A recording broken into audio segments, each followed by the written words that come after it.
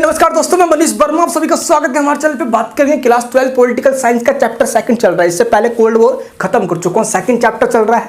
Soviet संघ का disintegration topic खत्म हो गया, इसके आउटकम का निकले शोक थेरेपी समझा चुका हूँ, रशियन इंडियन रिलेशन बता चुका हूँ। इन सब टॉपिक के बाद आज टॉपिक जो समझने वाले हैं हम, वो समझने वाले हैं एंड ऑफ बाइपोलरिटी।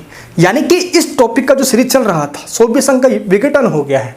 अब जब सोवियत संघ यानी कि जब वर्ल्ड वॉर सेकंड खत्म होता है 1945 के अंदर, तो दो सुपर पावर निकल के आते हैं, एक तरफ यूएसए और एक तरफ USSR, Soviet union of socialist Republic, यानी कि सोवियत यूनियन, जिसको अब हम रसिया के नाम से जानते हैं। ये टॉपिक मैं आपको ऑलरेडी समझा चुका हूँ। जब इस तरीके से निकल कर आते हैं ये, तो ये प्रक्रिया चलती है। अब इन दोनों के बीच में वॉर चलती है, यूएसए और यूएसएसआर के बीच में। अब ये वॉर बहुत लंबी चलती है, 1990 तक जाके ये वॉर चलती रहती है।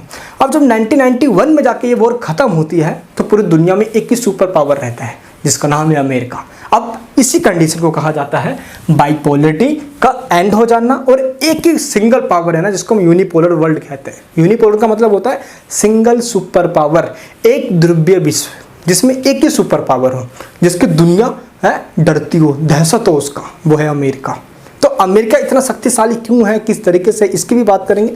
अमेरिका का वर्चस्व, हेजेमनी दुनिया पे किस कारण से है, उसके पास ऐसे क्या चीज़ है, हम इसकी भी बात करेंगे। साथ ही दोस्त, ये एंड जो हुआ बाइपोलरिटी का सिस्टम, ये हम पहले समझ चुके हैं, यानी डिसइंटीग्रेशन सोवियत संघ का जैसे ही हुआ, वैसे ही बाइपोलरिटी का ये जो चल रहा था स्ट्रक्चर, ये खत्म हो गया।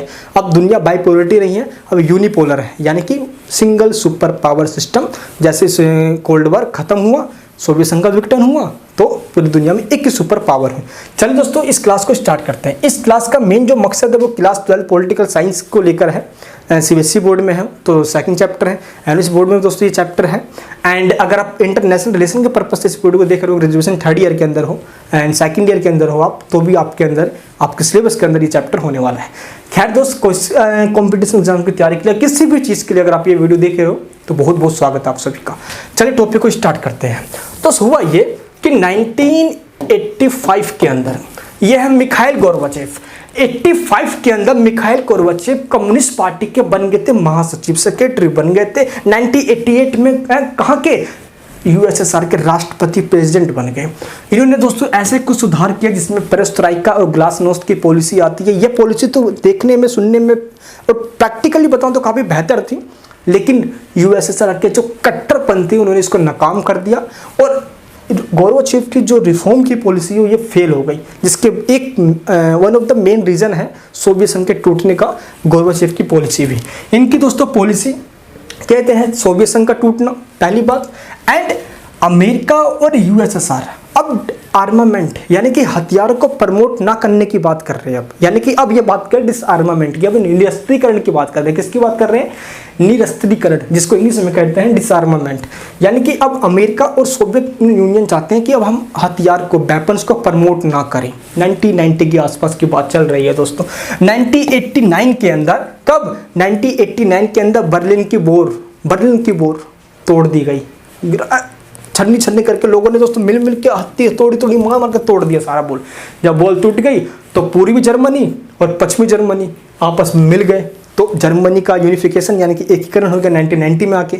जब ये सारी घटनाएं हो गई तो क्या हुआ, पूरी दुनिया के अंदर सोवियत संघ का जो दहशत चल रहा था, अमेरिका और सोवियत संघ का, इसमें से एक सोवियत संघ का मर गया, उसको दफना दिया गया, और एक ही सुपर पावर बची, वो अमेरिका है। इसका मतलब ये हुआ कि अब तक सोवियत संघ और यूएसएसआर यानी और यूएसए, इन दोनों के बीच की जो सुपर पावर जो बनी हुई थी अभी तक, जिसमें यूएसएसआर अब डिसइंटीग्रेट हो गया, अब वो खत्म हो गया, उसका पतन हो गया, उसका विघटन हो गया, ठीक है। एंड अब बचा अमेरिका।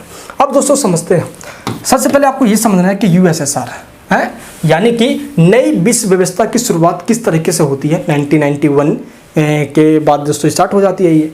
तो यूएसएसआर, सोवियत यूनियन जैसे ही टूटा, आपको पता है जो सोवियत यूनियन लगभग टोटल जो 15 स्टेट को मिला के बना हुआ था, ये आपस में टूट गए। जो सोवियत संघ टूटा, 12 स्टेट निकले, उन्होंने एक ग्रुप बनाया अपना, जिसको बोला गया CIS, Commonwealth of independent state. बाकी जो 12 में से जो 3 बच गए, लातविया हो गया, लिथुआनिया हो गया, एस्टोनिया हो गया, तीनों अलग अलग अपने इंडिपेंडेंट कंट्री बना लिया इन्होंने अपने आप को, ठीक है। तो CIS के बारे में आपको मैं नेक्स्ट टॉपिक में समझाऊंगा। बाकी आपको इतना पता होना चाहिए कि CIS सोवियत संघ से जो निकले हुए कंट्री हैं, उनका एक ग्रुप है, तो सोवियत संघ दोस्तों जैसे ही टूटा तो क्या हुआ है, United state of America, USA, जिसको हम अमेरिका भी कहते हैं, पूरी दुनिया के अंदर इसका राज चलना, दादागिरी स्थापित हो गई। अब पूरी दुनिया के ऊपर अकेले अमेरिका राज करता है। कौन राज करता है दोस्त? पूरी दुनिया के ऊपर अकेले अमेरिका राज करता है। और इस राज को राजनीतिक आर्थिक रूप से अमेरिका प्रेशर बनाता है, दुनिया को मानना भी पड़ता है। और ये बात तो बहुत पहले जॉर्ज बुश ने भी कह दिया था कि पूरी दुनिया सुन लो, अमेरिका तुम्हारा कौन है, दादा है। यानी कि अमेरिका दोस्तों डायरेक्ट और इनडायरेक्ट पूरी दुनिया पे अपने प्रेशर बना के रखता है। पॉलिटिक्स को बहुत तगड़ा इफेक्ट करता है अमेरिका पूरी दुनिया के अंदर। अब इसको मैं आपको इस तरीके से बताऊं, आप देख लो ना दोस्तों, गुल्फ वॉर यानी कि खाड़ी युद्ध जो कि 1990-1991 में हुआ। एंड इसी के बाद दोस्तों अगर हम इराक देख लेते हैं हैं दोस्तों, इराक पे जब अटैक किया अमेरिका ने एंड खाड़ी युद्ध जब हुआ तो पूरी दुनिया ये चीज़ समझ गई कि अमेरिका से कोई टक्कर नहीं ले सकता भाई। अभी समझाऊंगा मैं आपको खाड़ी युद्ध क्या था।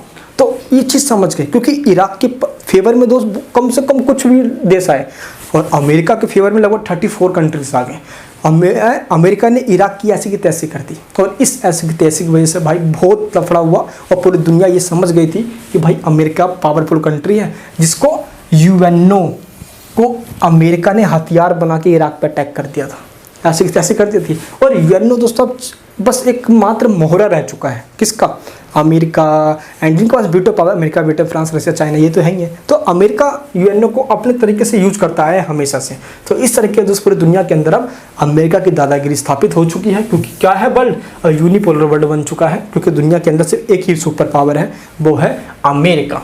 तो एक चीज़ आपको समझना है, तो ये जो चीज़ है यानी कि पूरी दुनिया में भी एक ही वर्ल्ड पावर है ना पूरी दुनिया की, इसी को न्यू वर्ल्ड सिस्टम के नाम से भी जाना जाता है। इसी को जितने भी पॉलिटिशियंस हैं उन्होंने क्या कहा है न्यू वर्ल्ड सिस्टम, नई विश्व व्यवस्था। तो न्यू विश्व व्यवस्था का मतलब या नई अंतर्राष्ट्रीय व्यवस्था का मतलब या न्यू वर्ल्ड ऑर्डर का मतलब कोई आपसे पूछे तो यही बताना है कि जब सोवियत संघ का विघटन हो गया, सोवियत संघ का जब डिसइंटीग्रेट हो गया, तो दुनिया में सिर्फ एक ही सुपर पावर बची, वो अमेरिका, जो डायरेक्ट और इनडायरेक्ट दुनिया के ऊपर अपनी नीतियों को, अपनी पॉलिसी को इम्पोज करता है, थोपता है। दुनिया के देश उसको मानते भी हैं। सीधी सी बात, अमेरिका का वर्चस्व का कायम होना न्यू वर्ल्ड ऑर्डर कहलाता है, अमेरिकन हेजेमनी। समझ में आ गया आपको? चलिए दोस्तों, तो इस तरीके से ये जॉर्ज बुश पहले ही बता चुके थे यार, और गुल्फ वॉर में भी ये दिख गया कि दुनिया में अब अमेरिका को टक्कर देने वाला कोई नहीं रहा। ये अभी समझाऊंगा आपको गुल्फ वॉर यानी कि खाड़ी युद्ध क्या था।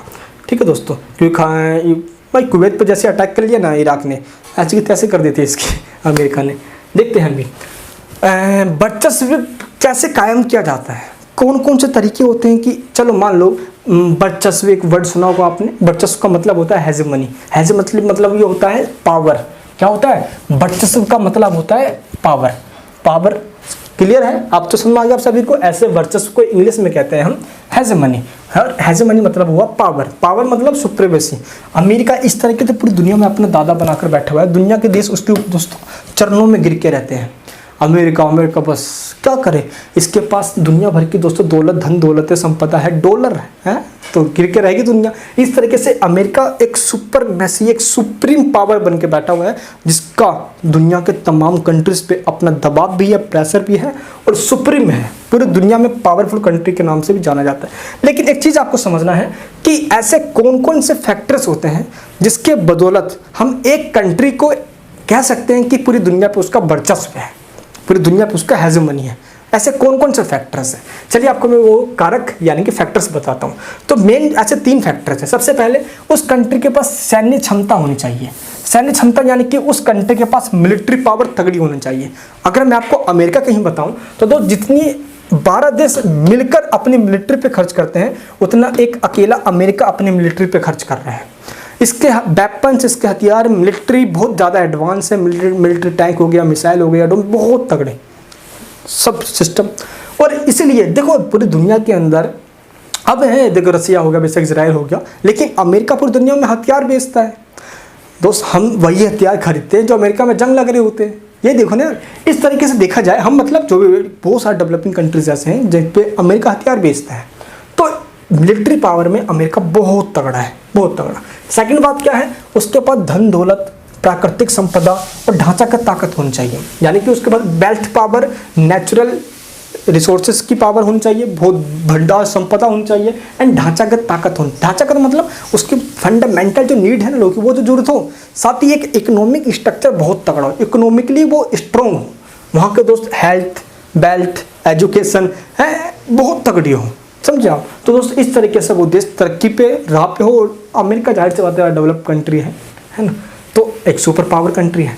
नेक्स्ट बात है सांस्कृतिक एवं विचारधारा की शक्ति होनी चाहिए, एक कल्चरली, और उसकी एक आइडियोलॉजी इस तरीके से होनी चाहिए दुनिया उसको फॉलो करे। आपको मैं ये बता दूं कि दोस्त कोल्ड वॉर सिर्फ और सिर्फ कह सकते हैं हम कि आइडियोलॉजी की वॉर थी, क्योंकि अमेरिका चाहता था पूरी दुनिया के ऊपर कैपिटलिज्म इम्पोज करना, स्प्रेड करना, एंड यूएसएसआर चाहता था पूरी दुनिया पे कम्युनिज्म स्प्रेड करना, लेकिन जीत कैपिटलिज्म की हुई। तो इस तरीके से पूरी दुनिया दोस्त आज कैपिटलिज्म, पूंजीवाद को फॉलो करती है। एंड इसकी कल्चर अमेरिका की, आज हम जीन्स पहनते हैं, फटे फटे jeans, Coca Cola, Pepsi, Maggi, ये सब खाते हैं, कहाँ का है? अमेरिका कहीं तो है। साथ ही दोस्त ये सब भी तो हम खा ही रहे हैं। अब हम भाई हम कहीं जाते हैं दोस्त, हम क्या खाते हैं? मतलब हम जाके कहीं खाते हैं पिज्ज़ा, बर्गर, हम जीन्स पहनते हैं, हम कोका कोला, पेप्सी पीते हैं, ये सब कहाँ का है जी? अमेरिका कहीं तो है। तो ये सब कल्चर की शुरुआत बेसिकली अमेरिका नहीं की है। तो ये अमेरिका नाम पे थोपा नहीं है, ये हमारी एक पसंद बन चुकी है, आज के युवाओं की, आज की यूथ की पसंद बन चुकी है। तो इस तरीके से एक सांस्कृतिक विचारधारा के रूप में अमेरिका का पूरे वर्ल्ड पे ऊपर क्या है, हेजमनी बन चुका है। तो सैन्य मिलिट्री पावर हो, पहली बात, नेचुरल रिसोर्सेज या ढांचागत ताकत, इकोनॉमिकली स्ट्रॉन्ग हो, एंड थर्ड क्या है, कल्चर और आइडियोलॉजिकल वो क्या हो काफ़ी स्ट्रॉन्ग हो, उसकी आइडियोलॉजी पूरे वर्ल्ड में स्प्रेड हो चुकी हो, पूरी दुनिया कंट्री कहीं ना कहीं क्या हो उसकी आइडियोलॉजी को मानते हो। ठीक है दोस्तों, तो इस तरीके से पूरी दुनिया पे आज अमेरिका का क्या है, वर्चस्व कायम है, हेजेमनी कायम है, एंड पूरी दुनिया आज अमेरिका के दोस्तों कदमों में झुकती है कहीं ना कहीं अपनी इकोनॉमिक कंडीशन को, वीक कंडीशन को ठीक करने के लिए आज देश अमेरिका के सामने हाथ पसारते हैं। किस लिए? क्योंकि पावर में वो सुप्रीमेसी है। क्या है? सुपरमेसी है, यानी कि सर्वोत्तम है। दोस्त एग्जाम्पल के लिए मैं आपको बताऊं तो अफगानिस्तान वॉर के अंदर देख लो आप, अमेरिका ने धज्जियां उड़ा दी तालिबान की। अफगानिस्तान वॉर में दोस्त काफ़ी नुकसान हुआ, साथ ही जो ऑपरेशन चलाए गए दोस्त इराक के अंदर उसमें भी काफ़ी नुकसान हुआ, जन धन की हानि हुई, वॉर हुए। तो इस वॉर के, यानी कि अफगानिस्तान वॉर हो गया या गुल्फ वॉर हो गया, है ना, इन वॉर ने भी ये दिखा दिया कि दुनिया भर के देश अमेरिका से टक्कर नहीं ले सकते, पावरफुल है वो। इराक पे अटैक करके, अफगानिस्तान पे, तालिबान पे बेसिकली उसामा बिन लादेन के धज्जे उड़ा के समझ गया भाई नहीं भाई तगड़ा है यार अमेरिका। तो इस तरीके से दुनिया को इसने ये भी दिखा दिया। और आज बेसिकली एजुकेशन सेक्टर में बात करें तो बिजनेस मैनेजमेंट के स्कूल आज अमेरिका खुद चला रहा है। 1876 में सबसे पहला बिजनेस का स्कूल, 1882 के अंदर, फिर 1996 के अंदर, तो तमाम तरह के बिजनेस स्कूल अमेरिका में खोले गए। और सबसे पहला बिजनेस स्कूल भी अमेरिका में ही खोला गया, जहाँ पे दुनिया भर के तमाम स्टूडेंट्स कहाँ पे, अमेरिका में जाते हैं एजुकेशन लेने के लिए। कहाँ पे जाते हैं? अमेरिका में जाते हैं। पहले क्या होता था दोस्त, एक कि इंसान अपनी एरिया से प्राकृतिक रूप से या बाढ़ भूकंप आ जाए तो छोड़ के कहीं और चला जाता था। ये होता था जिसको हम रिफ्यूजी या शरणार्थी कहते थे, है ना, या प्रवास होके या प्रवासी उधर चला जाता था, शरणार्थी वगैरह सुना होगा आपने ये वर्ड। तो अगर आज की हम कंडीशन की बात करें तो आज हमारे जैसे इंडिया हो गए, यहाँ से भाई हर साल 20 लाख ऐसे स्टूडेंट हैं जो विदेशों में पढ़ने जाते हैं। वैसे ही तमाम देशों जो विकासशील कंट्रीज़ हैं, उन तमाम देशों के लोग जो प्रतिभाशाली हैं, उनमें योग्यता है, उनमें प्रतिभा है, लेकिन वो अपने देश में ना रहकर वो अमेरिका में चले जाते हैं और वहाँ पे जाके पढ़ते हैं, लिखते हैं और वहीं पे बस जाते हैं। इसको ब्रेन ड्रेन के नाम से जाना जाता है। क्या कहते हैं इसको? Brain drain. ब्रेन ड्रेन का मतलब होता है जब किसी एक देश के प्रतिभाशाली लोग, युवा युवती या जो भी यूथ है, वो अपने देश को छोड़कर किसी दूसरे देश जैसे कि अमेरिका में जाके पढ़े लिखे और बस जाए, इसको ब्रेन ड्रेन के नाम से जाना जाता है। तो ब्रेन ड्रेन आज क्या हो गया? ब्रेन में कचरा भर गया है, ड्रेन नाला हो गया है। क्या ब्रेन है? सोचो यार, जिस ज़मीन पे हम रहे, जिस ज़मीन पे हम जन्म हुआ, हमारा जो हमारी जन्मभूमि जो हमारी है, अब तक हम पले बड़े हैं, उस मिट्टी को हम छोड़ के अब अमेरिका में चले जाते हैं। लोग यहीं बस जाते हैं, अमेरिका को तरक्की। देखो अमेरिका क्या करता है, अमेरिका आपको कभी नहीं पूछेगा। पता है अमेरिका किसको पूछता है? डॉक्टर को, इंजीनियर को, साइंटिस्ट को, ये उनको बुलाता है अपने देश के अंदर। क्यों? क्योंकि ये बोलता है कि यही तो हमारे देश को तरक्की करवाएंगे। क्योंकि एक देश को तरक्की पे ले जाने वाले लोग एक हमारे उस देश के लोग ही तो हैं। अब एक देश तरक्की करेगा नहीं करेगा लोग पे डिपेंड करता है। अब एक स्कूल का नाम रोशन कौन करने वाला है? हम और आपके जैसे स्टूडेंट, अगर स्टूडेंट जितने भी स्टूडेंट हैं वही नालायक हो जाएंगे तो स्कूल का नाम रोशन होगा? नहीं होगा ना जी। बट सेम ऐसी ही कंडीशन है, समझे। तो ब्रेन ड्रेन का मतलब होता है जब लोग क्या हो, एक कंट्री को छोड़कर पढ़ने लिखने के लिए उस कंट्री में जाए और वहीं पर बस जाए पढ़ने लिखने के लिए, इसलिए इसको ब्रेन ड्रेन कहा जाता है। जब रिफ्यूजी कहेंगे तो ये किसी भी प्राकृतिक आपदा या जो नेचुरली जो डिजास्टर वगैरह हो जाए तो उसकी वजह से जाएंगे तो उनको रिफ्यूजी कहेंगे, ठीक है। तो तमाम दोस्त दुनिया के देशों के अंदर इसकी अपनी भी मतलब कि स्प्रेड हो चुकी है। अब हम बात करते हैं अमेरिका की वर्चस्व की शुरुआत आखिर हुई कैसे, दुनिया इससे डरी कैसे, इसने आखिर ऐसा कौन सा सबसे पहला काम किया जिसके बदौलत इसने अपनी हेजेमनी इस्टेब्लिशमेंट कर दिया, ऐसी कौन सी सबसे पहली घटना थी। चलिए दोस्त अब हम इस पे बात करते हैं, अमेरिका के वर्चस्व की शुरुआत, ठीक है। अमेरिका की जो हेजेमनी है इसकी स्टार्टिंग किस तरीके से होती है और कैसे होती है, अब जो मैं बताऊंगा प्लीज़ इसको मन लगाकर ध्यान लगाकर ध्यानभंग होकर सुनना, ठीक है। चलिए बताता हूँ दोस्त, ये है इराक। इराक ने 2 अगस्त 1990 को, कब, 2 अगस्त 1990 को, इसके बगल में एक कंट्री है जिसका नाम है दोस्तों कुवैत। इराक ने कुवैत पे अटैक कर दिया, अटैक रातों रातों अटैक कर दिया। देखना दोस्तों रातों, देखिए एयरलिफ्ट मूवी देखिए अपने अक्षय कुमार वाली, थोड़ा सा सीन दिखाया गया है उसमें। इराक पे रातों रात अटैक कर दिया, घर गोले बारूद मतलब सब कुछ उड़ाना स्टार्ट कर दिया इसने, इराकियों को मारना स्टार्ट कर दिया है। इराकियों ने क्या किया, कुवैतियों को पकड़ पकड़ के मारना स्टार्ट कर दिया। क्यों? क्योंकि इराक बोलता है कि इराक ये रहा, इराक की बॉर्डर दोस्तों ये रही और कुवैत की बॉर्डर ये रही। तो इराक कहता है कि 1961 में ही कुवैत इराक का एक स्टेट बन गया था, इसलिए इराक का कुवैत एक स्टेट है, इसलिए इराक कुवैत एक ही है, तो कुवैत पे हम अपना कब्जा कर लेंगे। भाई कुवैत ने जैसे कब्जा किया, इसके बगल में पड़ोस में है सऊदी अरबिया, सऊदी अरब पकड़ा गया, सख्ते में आ गया। अरे भाई ये दोनों अब एक हो गए तो इनका बॉर्डर तो मिल गया, अब बगल में मैं बचाऊं, कहीं ये मेरे को ना पिस दे, क्योंकि ये अमेरिका का दोस्त था। ये फटाफट गया अमेरिका को बताया, भाई सुनो अमेरिका ये क्या कर रहा है इराक, रातों रात कुवैत को पेल दिया इसने। सऊदी अरब के सुनने के साथ अमेरिका चौंक गया, भाई ये क्या बात है। अब जब इराकी फौजों ने अटैक किया कुवैतों पे तो शांत बैठने वाला था अमेरिका, है अमेरिका शांत नहीं बैठने वाला था। अमेरिका के दोस्तों राष्ट्रपति थे उस समय जॉर्ज बुश, क्या नाम था इनका दोस्तों, नाम था जॉर्ज बुश। जॉर्ज बुश ने ये समझा क्योंकि 1990 का समय चल रहा है, कम्युनिस्ट रेवोल्यूशन चल रहा है और सोवियत संघ अपनी आंतरिक कलह में बिजी है, उसके अपने ही स्टेट कलह कर रहे हैं, सिविल वॉर कर रहे हैं, सोवियत संघ को तोड़ने के लिए, अलग होने के लिए सोवियत संघ बिजी है। इन्होंने सोचा बड़ा अच्छा मौका है मिडल ईस्ट कंट्री में अटैक करता हूँ, अपना दबदबा हेजेमनी दुनिया को दिखाने का बहुत अच्छा मौका है। यही सेम कंडीशन दोस्त 1945 में हुई थी। 6 अगस्त और 9 अगस्त को जापान हार मारने ही वाला था। 6 अगस्त को हिरोशिमा पे लिटिल बॉय एंड 9 अगस्त को नागासाकी पे फैट मैन है। अटैक करके अमेरिका से भी ये दिखाना चाहता था कि हमारे पास ये परमाणु बम है, ये मत समझना कि हमारे पास भी आलू बम या बिजली बम है या मुर्गा छाप है, हमारे पास ये परमाणु बम है, साले अटैक करके ठोक देंगे हमें। ये सोवियत संघ यूएसएसआर को डराना धमकाना चाहता था। यही सेम कंडीशन दोस्त इसने अमेरिका एक ही चीज़ है भाई, इसकी पॉलिसी ये है कि दुनिया के अंदर हम युद्ध करवाएंगे और अपने हथियार बेचेंगे। पहली पॉलिसी इसकी ये है, शांति नहीं चाहते स्टार्टिंग से ही और अपना दबदबा दिखाना चाहते हैं, क्योंकि जो दिख रहा है दुनिया को वही सच्चाई लगता है। और आखिर दोस्तों अमेरिका अगर रसिया, इंडिया, चाइना मिल जाए, 3 मिल जाए, पता नहीं चाइना तो दोस्तों आपको पता है कि मिलने वाला है नहीं, फादर ऑफ कोरोना वो तो फुल खत्म है। अगर ये मिल जाए तो अमेरिका कुछ भी नहीं है, ये ध्यान रखना। चलिए फिर भी बात करते हैं हम 1990 में इन्होंने सोचा कि सोवियत संघ तो अपना आंतरिक कलह में बिजी होगा, है इसलिए जॉर्ज बुश ने धमकी दे दी कि इराक बिना किसी शर्त के कुवैत को खाली कर दे, उसकी इसी में भलाई है। और दोस्तों दिक्कत ये हुआ है कि ऑपरेशन डेजर्ट स्टॉर्म चलाया गया कुवैत को खाली करवाने के लिए, इसी को बहुत भयंकर तरीके से चलाया गया। इस ऑपरेशन डेजर्ट स्टॉर्म में हुआ क्या, अब ये समझते हैं। हुआ दोस्तों ये कि अमेरिका खुद डायरेक्ट ही अटैक ना करके, किस पे, कुवैत पे, क्योंकि अगर ये डायरेक्ट अटैक करता तो दुनिया के नज़रों में अमेरिका गिर जाता। अब ये डायरेक्ट अटैक ना करके ये यूएनओ को बीच में लेकर आ गया। यूएनओ को बीच में लेकर आ गया। यूएनओ का मेंबर है, दादागिरी है, ज़्यादा फंड देता है यूएनओ में, तो इसकी चलेगी भाई।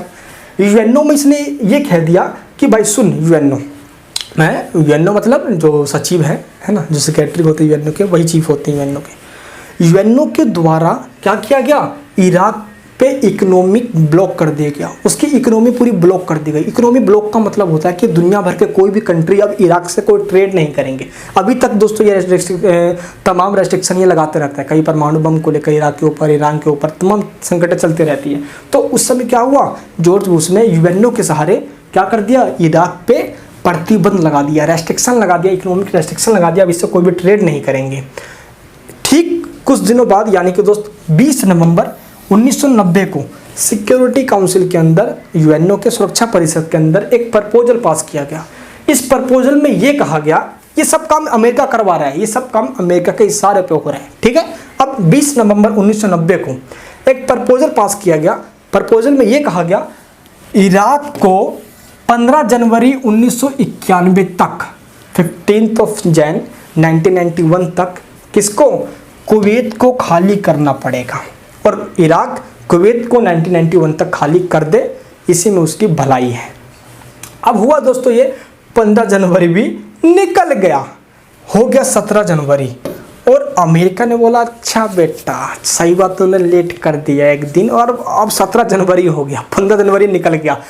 अमेरिका की फौज हो गई रेडी, फुल अब अवतार लेंगे, 52 अवतार लेंगे अब अमेरिका की फौज। साथ ही दुनिया भर के 34 कंट्रीज के 6,60,000 आर्मीज ने मिलकर क्या किया, जिसका डर था वही किया, इराक पे अटैक कर दिया।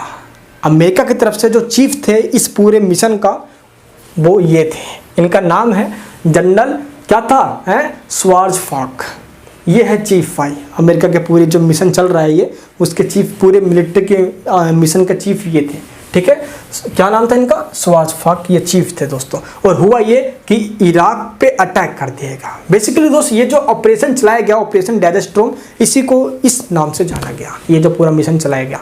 तो ऑपरेशन डेजर्ट स्टॉर्म किसे कहा जाता है, जो अमेरिका ने इराक पे अटैक किया, कुवैत को कब्जे से छुटाने के लिए, आज़ाद करवाने के लिए। लगभग 34 देशों की 6,60,000 सेनाओं ने इसमें साथ दिया, और लगभग अरब देशों के 20 कंट्री में से 12 कंट्रियों ने अमेरिका को साथ दिया, अपने मिलिट्री को भेजा। इस तरीके से मिशन चला, जिसको ऑपरेशन डेजर्ट स्टॉर्म के नाम से जाना जाता है। ऑपरेशन चलाना ताकि इराक को डेजर्ट में चेंज कर दें, डेजर्ट रेगिस्तान बना देंगे, हैं। ऐसा ही इंडिया का भी सवाल है, अगर पाकिस्तान नहीं समझा तो पाकिस्तान को भी रेगिस्तान में बदल देंगे, समझे। तो ये कंडीशन है। बेसिकली हम बात करते हैं ये ऑपरेशन का लक्ष्य क्या है, ऑपरेशन डेजर्ट स्टॉर्म का। देखो अमेरिका चाहता था कि हम उसके रेल लाइन का पूरा ख़त्म कर दें, जहाँ पे भी उसके रेलवे लाइन बिछी हुई है, हम इसको पूरा तहस नहस कर दें, हम इसकी पूरे हवाई अड्डे को उड़ा दें, हम इसको दोस्तों सोलर एनर्जी या जो भी एटम बम्स का जो भी इसको पास संयंत्र है, ऊर्जा एनर्जी है, हम इसका सब कुछ खत्म कर दें, इसको तहस नहस कर दें, इराक को बर्बाद कर दें। ये बर्बाद हो जाएगा तो अपने आप ही कुवैत को छोड़ देगा। अमेरिका ने ये सोचा, इसलिए पूरा इसने बर्बाद कर दिया ताकि इराक की जो आर्मी है वो क्या करे, कुवैत को छोड़ दे। और रसिया हो गया या दोस्तों इंडिया हो गया, रसिया और इंडिया के द्वारा सद्दाम हुसैन, जो इराक का शासक तानाशाह के नाम से भी फेमस हुआ, इनको समझाया गया रसिया और इंडिया के द्वारा। और इनके दो जो समझाया गया, तो 28 फरवरी 1991 को, कब, 28 फरवरी 1991 को क्या हुआ, इराक कुवैत को आज़ाद कर देता है, कुवैत को छोड़ देता है।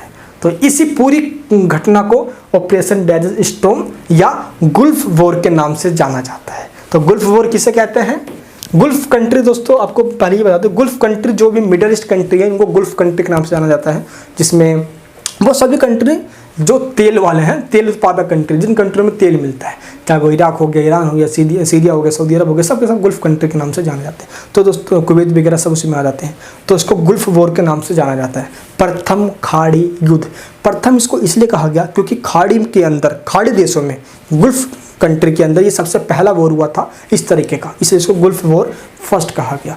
अब क्या हुआ, गुल्फ वॉर का एंड हो गया, क्यों, क्योंकि कुवैत को छोड़ दिया इराक ने 28 फरवरी 1991 को। अब इस युद्ध ने ये तो साबित कर दिया कि पूरी दुनिया के ऊपर, यानी कि अगर हम बात करें खाड़ी युद्ध या गल्फ वॉर के क्या आउटकम्स निकले, तो दोस्त इस वॉर ने यह तो साबित कर दिया कि पूरी दुनिया के ऊपर अमेरिका की सुप्रीमेसी है? पूरी दुनिया के ऊपर अमेरिका का क्या है, वर्चस्व है, पहली बात। दूसरी बात दोस्तों ये है कि अरब कंट्री यानी कि जो भी मिडल ईस्ट के कंट्री हैं, इराक के जितने भी, चाहे सऊदी अरब हो गया, चाहे ईरान हो गया, चाहे सीरिया हो गया, जितने भी हैं, है ना, इन कंट्रियों में लगभग 20 कंट्री ऐसे हैं जो कि अरब कंट्री के नाम से फेमस है। खाड़ी देशों के अंदर, गुल्फ कंट्री में 20 में से लगभग दोस्तों 12 कंट्रियों ने, कितने ने, 12 कंट्रियों ने अमेरिका के मिलिट्री में अपनी मिलिट्री को शामिल किया, ज्वाइन करवाया, ताकि इराक पे अटैक करो। सोचो यार, 12 कंट्रियों ने, जो कि मॉडर्न कंट्री होकर इराक का सपोर्ट करना चाहिए था, नहीं किया, अमेरिका का सपोर्ट किया। क्या है, अमेरिका की एक रणनीति, इस डिप्लोमेटिक पॉलिसी कहते हैं इसको। इस पॉलिसी के तहत अमेरिका उन देशों को अपने पक्ष में करता है जिस देशों के अंदर या तो वो कर्ज दे, जिनको वो हथियार बेचे, या शांति के नाम पे उनको अपना फेवर ले ले। और बस काम वो क्या करता है, दिखावा ये है कि बस वो अपने फेवर में ले रहा है, वरना उन कंट्री में दोस्तों जो भी घटनाएं होती है इनडायरेक्टली अमेरिका का ही हाथ हो रहा है उसमें, समझे, ये होता है। क्या है भाई, हथियार लेगा वो हमारा। जब कोई कंट्री शांति में रहेगा, जब कोई कंट्री शांति में है तो वो हथियार क्यों खरीदेगा? जब जिस कंट्री में अशांति है, पीसनेस है ही नहीं, तो वो हथियार खरीदेगा ताकि उस कंट्री को फोड़ सके, हैं। तो हथियार की बिक्री जब भी होती है जब दुनिया में अशांति होती है। तो अमेरिका की दोस्तों एक पॉलिसी है कि दुनिया में अशांति बनी रहे, जब युद्ध होगा तो अमेरिका का हथियार बिकेगा तो इसको पैसा मिलेगा। यही होता है ना, है। टॉर्च की बिक्री जब तक होती है, या मोमबत्ती की बिक्री तभी तक होती है जब अंधेरा हो रहा होता है। यानी कि मोमबत्ती की याद आपको जब भी आएगी जब अंधेरा होगा, तो हथियार की याद आपको जब भी आएगी जब वॉर हो रहा होगा। अमेरिका इसको अच्छे से समझता है। खैर दोस्त, अब हम ये समझते हैं कि इराक पे जो रेस्ट्रिक्शन लगाए गए थे यूएनओ के द्वारा, किससे कोई ट्रेड नहीं करेगा, वो नहीं करेगा, ये रेस्ट्रिक्शन चलते रहे। हालांकि जो गुल्फ वॉर है, यानी कि खाड़ी युद्ध है, वो 28 फरवरी को जैसे आज़ाद किया इराक ने कुवैत को, 28 फरवरी 1991 को बंद हो गया था, 1991 को, लेकिन रेस्ट्रिक्शन चलते रहे। क्यों? क्योंकि अमेरिका दादागिरी है भाई, वो चाहता है कि इसको बर्बाद करना है हमें, और इस पर एक से एक दोस्तों अटैक किए, पूरी तहस नहस कर दिया इराक पे यार। तो इराक को बहुत ज़्यादा मतलब कि नुकसान सहना पड़ा। क्यों? क्योंकि दोस्तों इसमें बहुत ज़्यादा बर्बादी हुई, काफ़ी मिलिट्री सैनिक इसमें मारे गए। और इस तरीके से इस गुल्फ वॉर को, या प्रथम खाड़ी युद्ध को, वीडियो गेम वॉर के नाम से भी जाना जाता है, या कंप्यूटर वॉर के नाम से भी जाना जाता है। वीडियो गेम वॉर इसको इसलिए कहते हैं क्योंकि दोस्त इसमें जो वॉर हुआ, इसमें जो भी वॉर हो रहे थे, जो मिसाइल से अटैक्स हो रहे थे, उसको पूरी दुनिया भर ने अपने टीवी पे देखा। कहाँ पे देखा? अपने दोस्तों टीवी पे देखा। इसलिए इसको क्या कहते हैं? वीडियो गेम वॉर के नाम से भी जाना जाता है। और अमेरिका ने पहली बार दोस्तों इसमें एडवांस टेक्नोलॉजी का भी यूज़ किया है, जो कि पूरी दुनिया ने देखा। इसलिए दोस्तों इसको कंप्यूटर वॉर के नाम से भी जाना जाता है। ठीक है, तो वीडियो गेम वॉर और कंप्यूटर वॉर के नाम से फर्स्ट गुल्फ वॉर को जाना जाता है। ये दोस्तों आपको पता होना चाहिए। और पूरी दुनिया ने दोस्तों ये भी देखा कि किस तरीके से इराक ताश के पत्ते की तरह पूरा बिखर गया। वो ये पूरी दुनिया ने लाइव टेलीविज़न पे देखा, तभी तो इसको वीडियो गेम वॉर का नाम दे दिया भाई। खैर दोस्तों, इराक को ये समझ में आ गया कि बहुत तगड़ा सीन है। मैं फिर भी बताऊं तो यार देखो, इराक पे अटैक करने का जो मेन मकसद है अमेरिका का, वो है उसकी भी इराक की तेल, वो तेल को लूटना चाहता है। और इराक का कुवैत पे अटैक करने का मकसद है, वो कुवैत की तेल संपदा, तेल रिसोर्स, जो नेचुरल रिसोर्स है, उसको लूटना चाहता है इराक। तो सब के सब रिसोर्सेज का लड़ाई है ये, समझे। जिसके पास रिसोर्स है वो दादागिरी है, वो दुनिया का दादा बन जाएगा। इसलिए तो लड़ाई ये रिसोर्स की है, समझे। हालांकि दोस्त अमेरिका को इस ये खाड़ी युद्ध के अंदर कोई ज़्यादा नुकसान नहीं हुआ, बल्कि उसको फ़ायदा हुआ। ऐसा क्यों? क्योंकि देखो, वो अगर वॉर कर रहा है तो उसकी भी जन हानि की तो बर्बादी तो हुई रही है अमेरिका भी। लेकिन हुआ ये कि दोस्त अमेरिका को सऊदी अरब ने, जर्मनी ने और जापान ने फाइनेंशियल हेल्प दी, अपने मिलिट्री से हेल्प दी है, मिलिट्री के लिए सामान दिए, साथ ही फाइनेंशियल हेल्प करी। तो इस वजह से अमेरिका को और फ़ायदा हुआ, क्योंकि सऊदी अरब, जर्मनी और जापान ने उसकी हेल्प करी। इस तरीके दोस्तों अमेरिका, यानी कि United state of America, USA, क्या किया है? अगर वो रेस्ट्रिक्शन या इस तरीके से अटैक नहीं करता या इस पर एक्शन नहीं लेता, अपने मिडल ईस्ट कंट्री हैं उसके ऊपर सद्दाम हुसैन का तानाशाही बरकरार रहता, ऐसा दोस्तों कहा जाता है। लेकिन सद्दाम हुसैन को भी अमेरिका ने फुल किस तरीके से फंसाया और फांसी के फंदे तक पहुंचा दिया। ये भी दोस्तों एक चाल थी अमेरिका की। अब दोस्त बात ये करते हैं कि राष्ट्रपति बिल क्लिंटन के शासनकाल के दौरान की गई सैनिक कार्रवाइयाँ। अब राष्ट्रपति जॉर्ज बुश जो हैं वो हट जाते हैं, कौन, फिर बिल क्लिंटन आते हैं। हुआ क्या ये समझते हैं हम। 1992 के अंदर इलेक्शन होता है। इस इलेक्शन के अंदर जॉर्ज बुश की हार होती है। जॉर्ज बुश क्यों हार जाते हैं? क्योंकि दोस्तों ये हार्ड पॉलिटिक्स पे बिलीव करते हैं। हार्ड पॉलिटिक्स का मतलब होता है एक ऐसी पॉलिटिक्स जब भी कहीं पे कोई गड़बड़ हो युद्ध कर दो, वॉर कर दो, मिलिट्री एक्शन में विश्वास करते हैं ये। इस हार्ड पॉलिटिक्स के वजह से इनको लोगों ने पसंद नहीं किया, नकार दिया इनको दोस्तों लोगों ने, इसलिए इनकी हार हो गई। इसके जगह पे आते हैं बिल क्लिंटन। ये सॉफ्ट इश्यूज में बिलीव करते हैं। बिल क्लिंटन, इनकी जीत हो गई। सॉफ्ट इश्यूज का मतलब होता है जो ट्रेड को प्रमोट करने में विश्वास करता है, व्यापार को बढ़ावा देता है, इन्वायरमेंट की इश्यूज पे बात करता है, ग्लोबल वार्मिंग पे बात करता है ना, कार्बन डाइऑक्साइड को कम करने पे बात करता है, एंड क्या डेमोक्रेसी पे बात करता है। तो इस तरीके से बिल क्लिंटन जीत गए भाई 1992 के इलेक्शन में। जब फिर से इलेक्शन हुए 1997 के अंदर तो इलेक्शन में फिर से जीत गए ये। और दोस्तों इस तरीके से जब ये दोबारा जीते तो भाई ये समझ गए कि भाई अब तो भाई बस मेरी पहचान बन गया अमेरिका के अंदर। लेकिन दोस्त ये बेशक लिबरल दिख रहे हैं, क्योंकि यार जो लिबरल दिखता है वो अंदर से क्या है ये तो नहीं पता, दुनिया को ये लगता है ना। लेकिन दोस्त ये भी चाहते थे कि अमेरिका पूरा सेंटर में रहे, पूरी दुनिया के अंदर अमेरिका सेंटर में रहे, यानी कि अमेरिकी केंद्रित विश्व को बनाना चाहते थे, जिसमें अमेरिका को बस अपनी जो वर्चस्व मिली हुई है वो कभी खोई ना। इन्हीं वजह से बिल क्लिंटन को काफ़ी जो आलोचक हैं, जो क्रिटिसाइज़ करते हैं अमेरिका की, उन्होंने इस कंडीशन को भी या बिल क्लिंटन को भी अमेरिका की दादागिरी नाम से पुकारा है। क्या कहा है? अमेरिका की दादागिरी। ऐसा क्यों दोस्तों? पहले हम समझते हैं नाटो की। नाटो को बनाया गया था कोल्ड वॉर के दौरान, जब समय था 4 अप्रैल 1949 का। इसके अंदर 12 कंट्रीज़ के मेंबर शामिल हुए, जिसमें अमेरिका, फ्रांस, ब्रिटेन हो गया, कनाडा हो गया, मैक्सिको हो गया, स्पेन हो गया, पुर्तगाल हो गया, कुल मिला के 12 कंट्री थे। आज दोस्तों 27 कंट्रीज़ में शामिल हो गई है ना। बाकी दोस्तों से कंट्री की हमेशा संख्या बढ़ती ही रहती है, आपको है ना, जो भी अमेरिका दोस्त इसमें शामिल हो जाता है ना। अब हुआ है दोस्तों ये कि नाटो का मिसयूज अमेरिका उस टाइम भी करता था। जो भाई कहीं भी कंट्री को दिक्कत हो, नाटो सेना भाग जाएगी, चल भाई हस्तक्षेप कर दे वहाँ पे भाई। तो उस कंट्री का अपना इंटरनल मामला है, नाटो वहाँ पे क्या करने जा रही है भाई। लेकिन होता यही था, जिस तरीके से उस समय मिसयूज किया जाता था नाटो सेना का, आज भी मिसयूज किया जाता है। क्योंकि आज खत्म नहीं हुई है, बेशक कोल्ड वॉर खत्म हो गया है, लेकिन नाटो सेना आज भी है। वार्सा पैक्ट ये सब तो खत्म कर दिया सोवियत यूनियन ने, लेकिन नाटो खत्म नहीं हुई। वो दोस्तों चलिए एक एग्जाम्पल देता हूँ आप सभी को। यूगोस्लाविया का नाम सुना आप सभी ने? नहीं सुना होगा यूगोस्लाविया है, यानी कि सुना होगा इतिहास के अंदर, लेकिन अब तो नहीं सुना होगा, क्योंकि आज यूगोस्लाविया नामक कोई भी कंट्री एग्जिस्ट नहीं करता वर्ल्ड मैप के अंदर। यूगोस्लाविया को दोस्तों 1999 में ही जैसे ही सोवियत संघ का विघटन हुआ तो यूगोस्लाविया में 2 पार्ट्स में डिवाइड हो गया था, क्योंकि यहाँ पर भी कास्ट को लेकर, रिलीजन को लेकर बहुत मतलब कि मार काट हुआ करता था। तो जब ये बटा 2 पार्ट्स में, तो यूगोस्लाविया एंड दोस्तों मोंटेग्रो एंड सर्बिया 2 पार्ट्स में डिवाइड हो गया ये। तो आज इसको मोंटेग्रो और सर्बिया के नाम से जानते हैं। खैर हम ये समझते हैं कि यूगोस्लाविया, जिसका एक स्टेट है कोसोवो, इस स्टेट के अंदर, कोसोवो के अंदर लगभग 2 लाख सर्ब्स पीपल रहते हैं। सर्ब्स वहाँ की एक जाति है जो कि कोसोवो के अंदर रहते हैं, ठीक है। एक प्रकार के लोग हैं, देखो इस तरह के लोग हैं, वो इस तरह के टोपी वगैरह पहनते हैं, वो सर्ब्स लोग रहते हैं लगभग 2 लाख। और अल्बानिया एक कंट्री है, अल्बेनियंस लगभग 18 लाख कोसोवो के अंदर रहते हैं।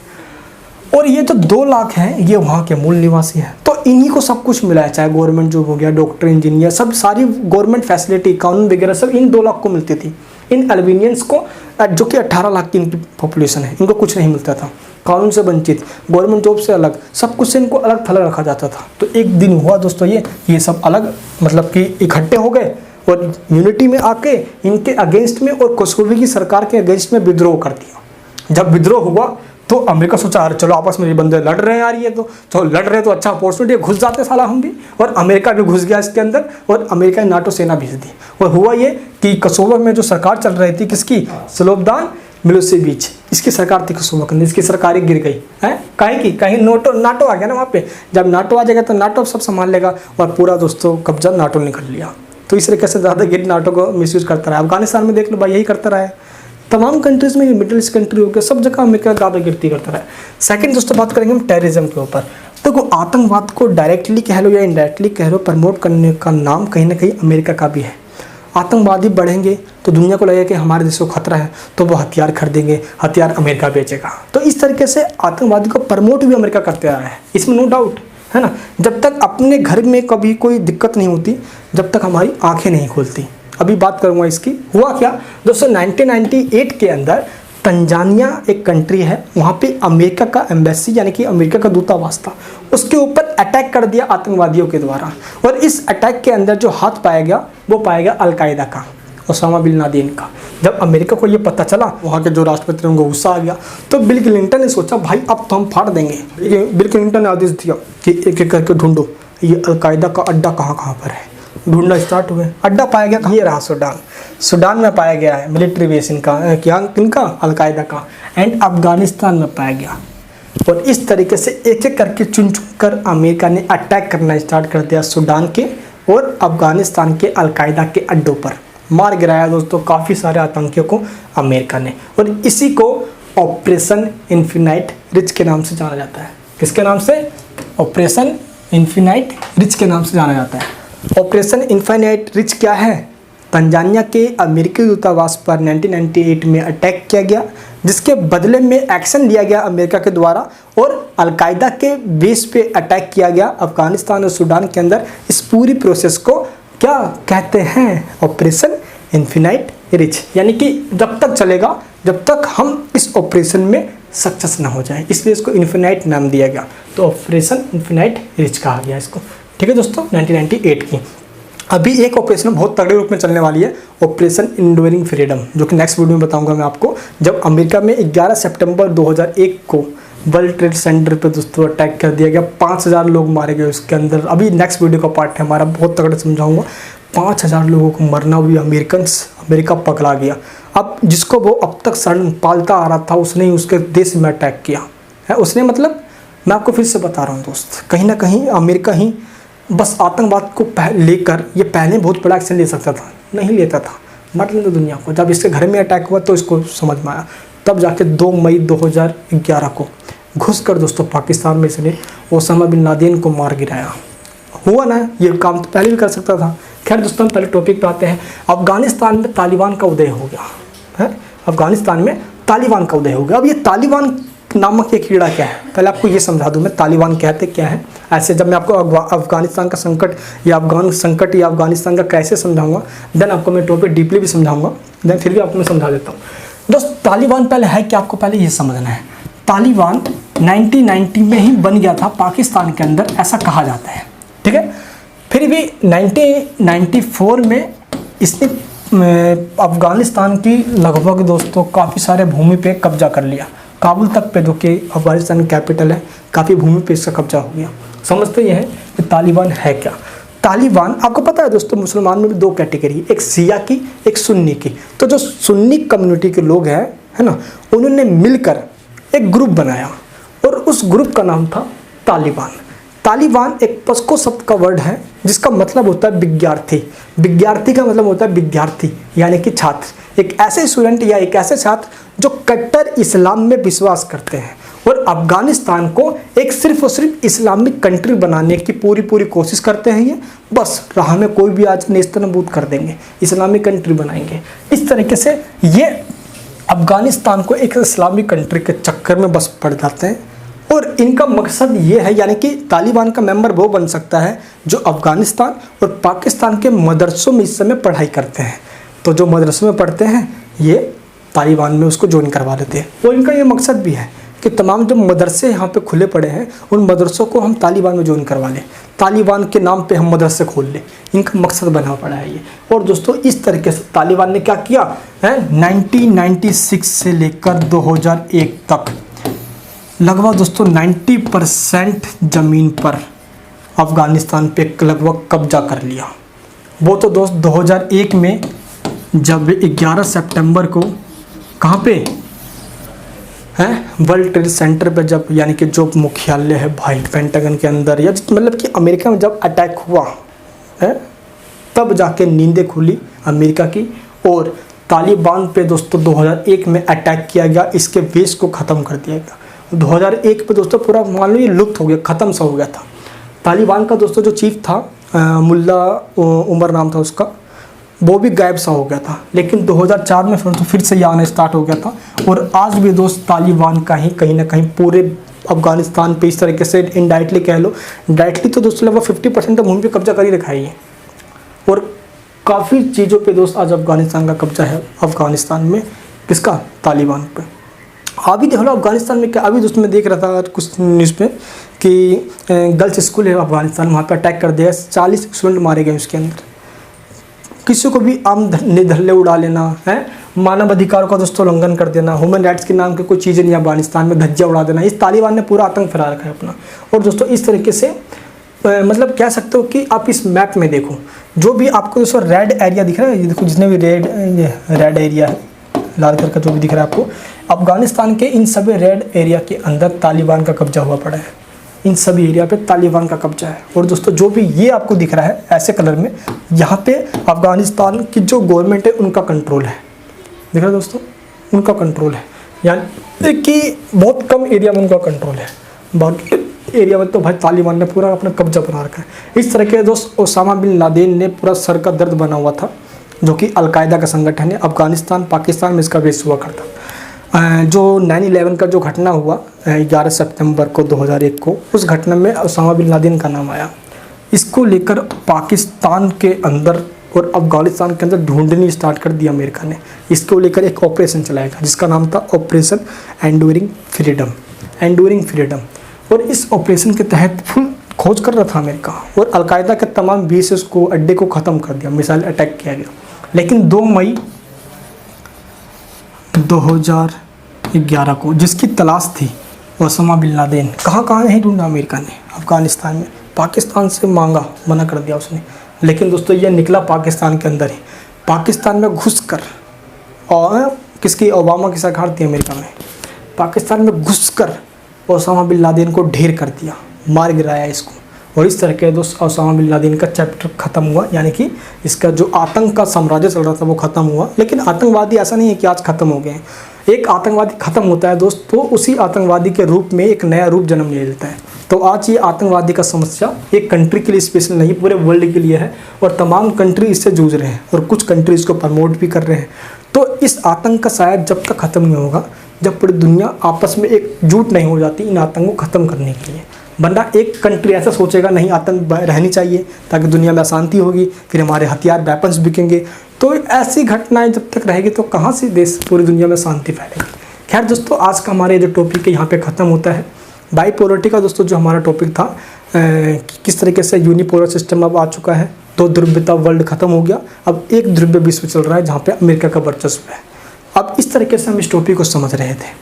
इसमें दोस्त अभी कुछ और टॉपिक्स भी है, जैसे कि गल्फ वॉर तो हम समझ गए, अफगान क्राइसिस समझाऊंगा, CIS Commonwealth of independent state समझाऊंगा आपको मैं भी, ठीक। एंड दोस्तों ब्रिक्स समझाने वाला हूँ। तो ये कुछ ऐसे टॉपिक्स हैं। एंड ब्रिक्स के बाद वो तो नेक्स्ट टॉपिक में अंदर है, एंड स्प्रिंग, अरब स्प्रिंग समझाने वाला हूँ मैं आप सभी को। तो ये जो लेटेस्ट जो आपको टॉपिक जो भी ऐड हुए हैं आप सभी चैप्टर्स में CBSE क्लास 12 पॉलिटिकल साइंस के अंदर, ये काफ़ी बहुत इंटरेस्टिंग भी टॉपिक है। अगर चैनल पर नहीं हो तो प्लीज़ सब्सक्राइब कर लेना, बेल आइकन ऑन कर लेना। ऐसे ही वीडियोस के लिए अपने सभी दोस्तों को और अवेयर करना कि अब ऐसे वीडियोस आपको चैनल पे मिलेगी।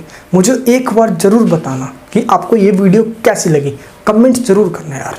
आपके कमेंट्स मेरे को बहुत ज़्यादा इनकरेज करेगी ऐसी और वीडियोस बनाने के लिए।